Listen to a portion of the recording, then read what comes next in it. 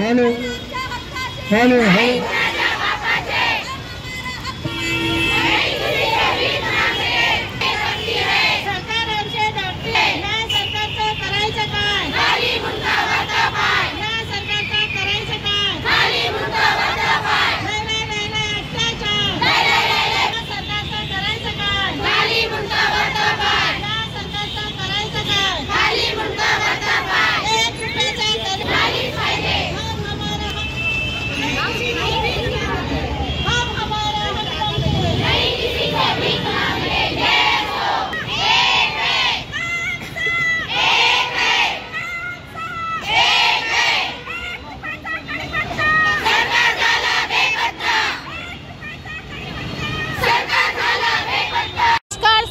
तर्फे मी जिल्हा सचिव वंदना बुरांडे बोलत आहे की आमचा 18 ऑक्टोबर ते आमचा 9 नोव्हेंबर पर्यंत आमचा संप चालू होता।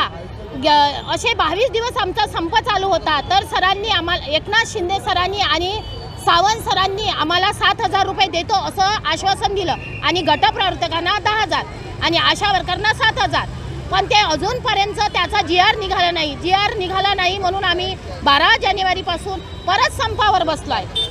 तर आमचा त्यांनी त्वरित GR काढावा। जर GR निघाला नाही तर 9 तारखेला ठाणे इथे आम्ही धरणे आंदोलन देऊ आणि त्यांच्या घराला घेराव टाकू। जर हे झालं जर नाही तर समोर आम्ही रस्ता रोको काही पण करू शकतो। आम्ही महिला म्हणजे जर उतरलो रस्त्यावर तर रस्ता रोको काही होऊ शकते। पण आशा म्हणजे हा सरकारचा पाया आहे। जर पाया खचला तर इमारत कधीही पडू शकते। नमस्कार, मी अश्विनी लोखंडे, आशा वर्कर। मागील काही दिवसापासून आम्ही सतत आंदोलनामध्ये बसत आहोत। या सरकारला आमचं काहीच कसं वाटत नाही हे आम्हाला समजू येत नाही आहे। काहीतरी महिलांची कदर केली पाहिजे। आशा म्हणजे नुसतं आशावरच ठेवायचं का, असं सरकारला काहीच त्यांचं घेणं देणं नाही असं दिसून येते आहे।